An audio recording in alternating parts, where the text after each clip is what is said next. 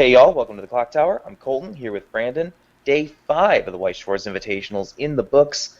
Busy day today, 4 games in total, so let's get right into it. Game 1, Joon playing Batman Ninja taking on Koen and KonoSuba, and this one was pretty wild. It was crazy. Game 1, Joon with Batman Ninja overtook Cohen playing Konosuba. Cohen started off the game with 3 of the bunny girls in hand and elected to ditch those in order to get a hand that was going to be better to start off the game with. And Joon took full advantage of that. Yeah, basically Koen throughout all of Game 1 more or less conceded his entire plussing engine because he didn't get the level 1 Union combo off after pitching 3 of them out of his initial hand. So Koen tried to lean more heavily on his ambush Union resonate, but Joon dragged one of those into the front row with his grappling hook, and because he didn't have the Unions, he really didn't have anything that had enough size to clear board against Batman Ninja's mid game. So Joon was able to hold board pretty much the entire game.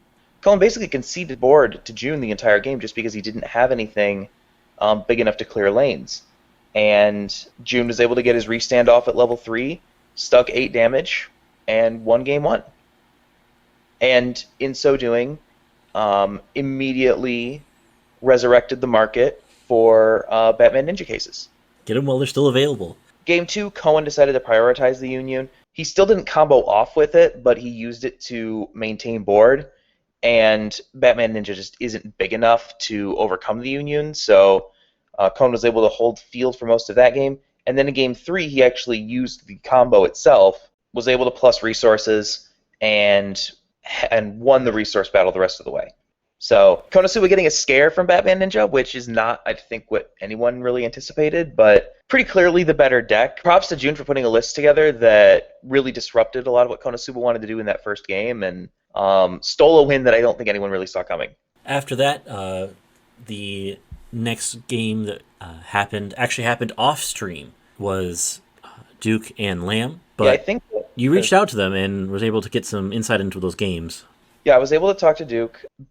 So I was really interested to see this one because, one, Lamb being one of the world's best players, his choice of Fujimi is interesting to me because obviously he thinks that in the same way that Riaz picked Alicization, Lamb picking Fujimi tells me that he thinks that there's a place for it in this meta, which gave this game a lot of intrigue. Ultimately, Duke swept this one 2-0. I talked with Duke about how the game went, and he said even though he never got his level 1 combo off, he was able to keep up because Lamb couldn't keep his board presence, and Duke was able to use his anti-change game to remove Lamb's standby targets. And we've talked about Fujimi on this channel at length, and I think we both agree that that's kind of Fujimi's fundamental weakness, is that it doesn't really have an answer to anti-change. Yeah, no, I definitely agree with that. And it doesn't really have a strong finishing combo for the end game. And that's what Duke referenced when he talked about how he won game 2. Lamb apparently got ahead, had actually pushed Duke to a level ahead, but essentially couldn't close after Duke found his stock swap. So Duke indicated that Fujimi couldn't really finish, and like you said, I think it's an important feature to remember when we talk about Fujimi. It does get big, it does win board, but it doesn't really have an explosive endgame, and that seemed to cost it in this matchup. Absolutely. So as we moved on throughout the day, we came across Nando and Clinton playing JoJo versus AOT. Again, another interesting matchup for the day. We saw Nando try to use the level 1 combo to stall out AOT, trying to deny reverses by bouncing back into hand.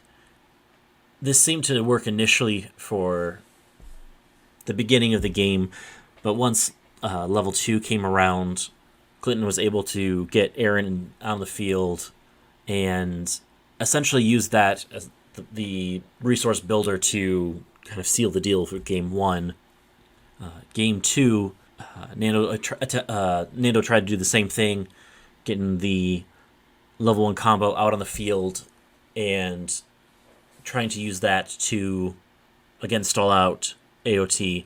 But Clinton just kept pushing for damage, trying to essentially keep pace with that, and was able to generate enough resources to finish the job with Mikasa. Yeah, AOT still yet to lose any of its round one matchups, which makes sense. We've talked about AOT's conversion rate at length, and we also talked about how the 2 out of 3 format really seems to benefit AOT specifically. The final matchup of the day featured 2 decks that we hadn't seen in this tournament yet. Mauricio playing Fate and Patrick playing Love Live Sunshine. Unfortunate how this one panned out, really. Patrick took this one 2-0 after Mauricio took the game loss in game 2. Patrick and Mauricio were able to kind of trade blows early on, but Mauricio pushed Patrick a little too far, pushing him to level 2 at first, and Patrick used that opportunity to play the early plays to own the board, essentially. Mauricio couldn't compete with that, and Patrick used that to seal the deal in game 1. Mauricio used that to flip the tables in game 2. Mauricio definitely dictated the play in game 2. He was winning board, he was winning resources, and going into his end game, his final deck was really well compressed. It looked like he was going to take it. Played the level 1 blue refresh event without blue in his clock.